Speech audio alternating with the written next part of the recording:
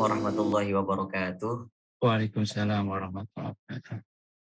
Sobat-sobat nalar yang berbahagia, alhamdulillah kembali kita berjumpa lagi di tajuk acara Ngabuburit Ngaji Fikih Agraria. Tanpa terasa sudah di 10 hari terakhir ini ya, bulan Ramadan. Yang mudah-mudahan gak kendor begitu ya. Kita masih semangat sampai akhir dan tentu juga dengan puasa yang tetap produktif ya. Salah satunya dengan kita mengkaji fikih agraria pada sore hari ini. Seperti biasa, sudah ada bersama kita yang akan memantik diskusi ini lebih lanjut, ada Cak Sohib. Gimana kabarnya Cak Sohib?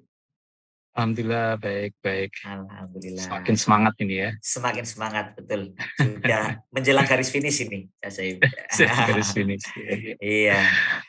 Nah, Cak Sohib, kita mungkin nyambung dengan diskusi yang episode sebelumnya ya. Kalau kita kan kemarin sudah banyak bicara tentang Ihyaul Mawat ya, tentang bagaimana menghidupkan lahan-lahan supaya menjadi produktif begitu ya. Dan memang seperti kita sudah bahas di akhir kemarin, ya kita lebih banyak bicara soal sumber agraria tanah karena memang mungkin yang paling dekat gitu ya dengan kita. Tapi sebetulnya kalau kita pertimbangkan lagi lebih jauh, selain tanah itu sendiri, ada juga sumber-sumber agraria lain yang tidak kalah penting begitu. Apalagi mengingat kita sebagai umat Islam misalkan ya, untuk bersuci misalkan butuh air kan begitu. Jadi Mm-mm. untuk kehidupan itu sendiri butuh air kan gitu. Jadi tentu melihat kenyataan ini kita juga timbul pertanyaan, ada nggak sih mekanisme yang sama untuk sumber-sumber agraria mobil khusus air ini misalkan? Itu gimana kira-kira Cak Sahib? Iya, betul sekali ya. Jadi air ini juga salah satu kebutuhan yang sangat vital bagi makhluk hidup ya, bukan hanya bagi manusia ya, tetapi juga hewan, tumbuhan gitu ya. Jadi ini sangat penting arti air ini ya. Dan ini juga menjadi satu kepedulian dari para fuqaha ya. Dan karena itu Mhm. ketika para fuqaha bicara mengenai Ihyaul Mawat, menghidupkan al-mawat ya, itu sebetulnya kandungannya itu bukan hanya menyangkut tanah ya, tetapi juga Mhm. menyangkut air ya. Karena itu Mhm. pada episode sebelumnya kita sudah menyampaikan bahwa yang disebut sebagai Ihyaul Mawat atau menghidupkan sesuatu yang mati itu maknanya luas ya. Dia adalah aktivitas untuk melakukan perbaikan di atas tanah itu, bisa untuk mendirikan bangunan, bisa untuk menanami ya, worsin, atau sakin, atau mengairi. Jadi Mhm.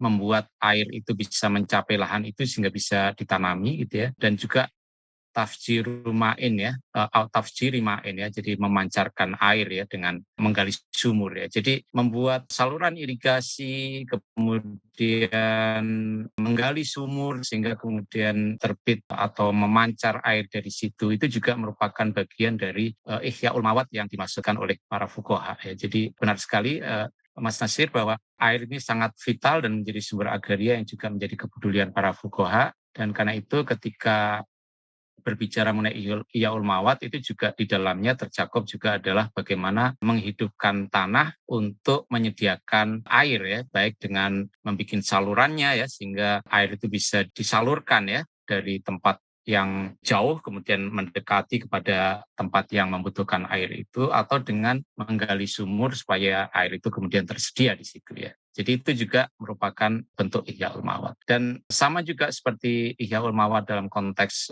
memproduktifkan tanah, maka seseorang yang menggali sumur dan kemudian membangun irigasi ya sehingga air bisa disalurkan begitu ya, maka dia kemudian juga memiliki hak atas air itu ya, dia menjadi pemilik air itu ya. Tetapi lagi-lagi seperti juga konsep hak milik atas tanah, selalu ada kewajiban untuk memberikan akses pada pihak lain ya. Jadi ada fungsi sosial juga dari air itu sehingga pemilik sumur gitu ya, itu tidak boleh kemudian membatasi sumurnya itu hanya pada dirinya saja, tetapi dia harus juga memberi akses kepada orang lain, kepada hewan ternak gitu ya, dan juga kepada tumbuhan. Jadi itu ada kewajiban yang semacam itu ya.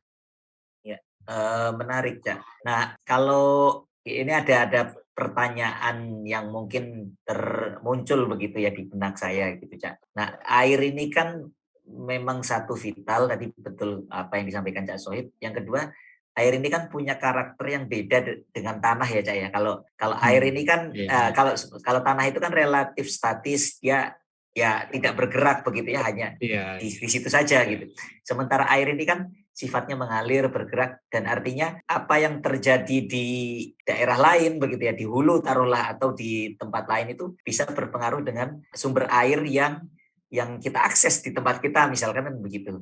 Nah, kira-kira mhm, mhm. apakah para fuqaha ini merumuskan tentang konsep-konsep atau batasan-batasan berkaitan dengan sumber agraria air, sehingga apa yang kita akses ini terjamin tidak hanya aksesibilitasnya saja, tapi juga secara kualitas ya, secara ekologis tidak tercemar misalkan begitu dan semacamnya. Gimana itu Cak kira-kira Cak?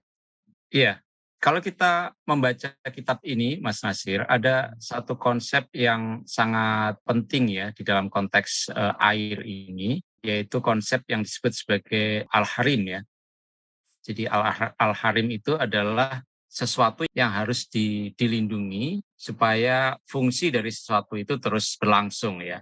Nah, dalam konteks sumur atau sungai berarti sesuatu yang fungsinya itu harus terus berlangsung adalah ketersediaan air itu yang secara kuantitas maupun kualitasnya itu dapat terus dipertahankan ya. Dia tidak mengalami penyusutan, tidak mengalami polusi dan seterusnya. Yang juga menarik adalah kandungan dari konsep al-harim ini sebetulnya mengacu kepada dua hal sekaligus ya kalau kita pahami lebih mendalam ya. Pertama, perlindungan atas sumur dan sungai itu melalui konsep yang disebut sebagai al-harim itu adalah tentu pertama-tama adalah perlindungan dari aspek ekologisnya ya. Jadi bagaimana radius tertentu ya di sekitar sumur atau di sepanjang sungai itu bisa dilindungi, tidak dirubah fungsinya, yang kemudian hal itu nanti akan bisa mengancam ketersediaan air baik secara kuantitas maupun kualitasnya ya. Karena itu di dalam kitab ini juga dinyatakan kalau ada pihak lain yang kemudian melakukan aktivitas sehingga sumurnya itu tercemar, maka aktivitas itu bisa dihentikan ya dan si pemilik sumur bisa menuntut ganti rugi gitu misalnya begitu ya. Nah ini pertama, jadi harim itu adalah perlindungan dari sisi ekologisnya ya.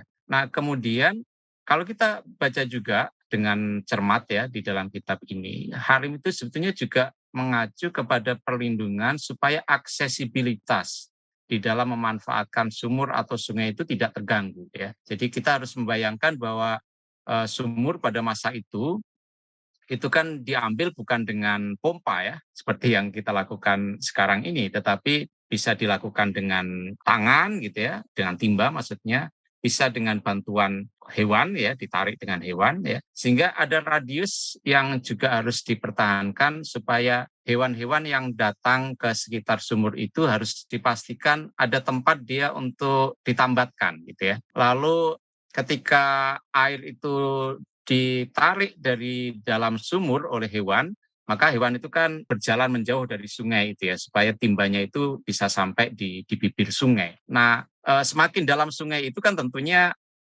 semakin jauh hewan itu berjalan ya, dan itu artinya radius itu juga sebetulnya harus dijamin sebagai bentuk dari harim tadi ya, supaya aksesibilitas untuk mengambil air itu baik untuk manusia maupun hewan itu bisa dijamin. Jadi itu yang disebut sebagai harim ya di dalam kitab ini. Jadi tidak hanya menyangkut upaya melindungi sumur dan sungai itu secara ekologis, tetapi juga untuk memastikan bahwa aksesibilitas terhadap sumur dan sungai itu juga bisa dijaga gitu ya. Saya teringat tadi pembahasan kita ya kan, karena air ini sifatnya dinamis begitu ya, yang artinya kalau disedot gitu taruhlah di satu tempat bisa mengurangi ketersediaan aksesibilitas gitu kan di tempat lain gitu ya. Saya Ya, teringat betul. satu realita yang digambarkan dengan sangat baik menurut saya oleh satu film dokumenter Cak yang digarap teman-teman Watchdog, judulnya Belakang Hotel, barangkali Hmm. Cak saya juga pernah Oh nonton. iya, iya, iya. Ya, itu Betul, kan betul. merekam bagaimana di Jogja ya konteksnya. Meskipun saya pikir ini bisa kita lihat di banyak wilayah lain, terutama di kota-kota besar ya. Bagaimana satu industri pariwisata begitu dengan maraknya perhotelan itu justru menghilangkan sumber-sumber air yang biasanya terutama diakses oleh para warga yang tinggal di situ ya. Iya, iya, Kemudian iya, betul. sumur-sumurnya kering dan lain sebagainya seperti Iya, itu. Nah, saya jadi nyambung dengan apa yang disampaikan Cak Sohib tadi gitu kan. Dan ini artinya memang vital dan urgent gitu Cak ya, karena iya, permasalahannya iya, sudah di depan mata begitu kan, sudah kita iya, alami iya, gitu betul. ya. Ya, jadi Iya, iya, menariknya ternyata konsep yang sebetulnya sudah dibicarakan fuqaha sejak lama begitu ya, itu mestinya bisa kita lihat, kita lirik gitu sebagai tawaran untuk mengurai permasalahan agraria hari ini begitu Cak ya. iya, betul, Iya iya betul. iya. Nah, itu sebabnya maka privatisasi atas sumber daya bersama yang sangat vital bagi masyarakat luas ini sebetulnya bisa dibilang kejahatan juga gitu ya. Mmm, Ya seperti contoh-contoh tadi yang ada di Jogja gitu ya, lalu kita juga bisa melihat banyak konflik ya di Klaten, bahkan di Sukabumi dan beberapa tempat lain tuh ya, di Cipanas itu ya. Itu kan ketika air di hulu itu kemudian dipotong saja alirannya karena kemudian disalurkan untuk penampungan-penampungan yang besar gitu ya, dan itu kemudian digunakan untuk industri air kemasan misalnya ya. Nah itu sebetulnya ya ini tadi harimnya itu dilanggar ya, harim jaminan aksesibilitas untuk memperoleh air itu yang semestinya itu harus dilindungi ya, karena masyarakat banyak sangat membutuhkan ya, petani membutuhkan air untuk pertaniannya gitu ya, dan seterusnya. menarik Cak Sohib. Jadi bagaimana kita menghubungkan pembahasan jurisprudensi Islam tadi fikih ini dengan realita yang kita hadapi di lapangan tadi ya. Menjadi menarik juga tadi kan kita sudah bahas soal secara garis besar ya untuk Ihyaul Mawad, untuk konteks air gitu kan. Dan terakhir kita melihat betapa ironi gitu ya. Justru orang-orang yang atau masyarakat komunitas yang tinggal di dekat sumber air ini justru asing begitu, kesulitan mengakses air itu sendiri karena sudah dikuasai oleh korporasi-korporasi besar, terutama air minum kemasan misalkan kan gitu. Nah, kira-kira apakah para fuqaha juga sudah sempat bicara soal itu, Cak Sohib? Maksudnya secara lebih detail dengan beberapa ketentuan misalnya gitu. Iya, tentu para fuqaha berbicara pada konteks zamannya ya. Jadi ketika mereka membicarakan harim ya dalam kaitan dengan sumur dan sungai dan juga mata air sebetulnya ya. Itu tentu ukuran-ukuran dari harim itu ya tentu ini dikaitkan dengan kemajuan teknologi pada masa itu gitu ya. Jadi ada banyak ilustrasi sebetulnya yang menarik ya untuk menggambarkan bagaimana dengan konteks teknologi pada saat itu di dalam mengambil air gitu ya, itu kemudian melahirkan satu ijtihad dari para fuqaha untuk menentukan bagaimana sih sebetulnya radius dari harim itu ya untuk sungai atau untuk sumur dan seterusnya ya. Tentu ukuran-ukuran itu sifatnya sangat kontekstual, tetapi kalau kita kemudian mempelajari ya itu semuanya, itu sesungguhnya semangatnya adalah sama seperti yang tadi saya sampaikan ya, bahwa harim itu pertama adalah melindungi fungsi ekologis dari sumur atau sungai atau mata air itu, lalu kemudian pada saat yang sama juga harim itu adalah dimaksudkan untuk melindungi aksesibilitas dari sumber daya air yang ada di sumur atau sungai atau mata air itu ya. Rincian detailnya mungkin akan membutuhkan waktu tersendiri, Mas Nasir, untuk membahasnya, tetapi saya kira juga nanti menarik juga kalau kita bisa mendiskusikannya lebih lanjut. Iya iya iya. Ini sudah jadi bocoran untuk episode selanjutnya ini, Mas, ya. Iya, iya. Iya. Ya, jadi teman-teman, nalar yang berbahagia, karena keterbatasan waktu, mungkin diskusi untuk episode kali ini kita cukupkan sampai di sini. Seperti tadi disampaikan Cak Sohib di terakhir, bahwa kemungkinan di pertemuan berikutnya, di episode berikutnya akan lebih mengulas lebih dalam lagi bagaimana sih para fuqaha terutama ya dari berbagai tradisi mazhab begitu melihat atau berbicara soal harim ini, soal sumber-sumber air ini dan tanpa terasa ini juga sudah mengarah menjelang akhir Cak Saib ya, menjelang akhir Iya, Ramadan, iya. menjelang akhir pembahasan kita. Ya nanti tentu akan semakin seru dan untuk teman-teman tetap saksikan ya sampai terus sampai akhir.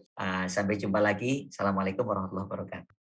Waalaikumsalam warahmatullahi wabarakatuh.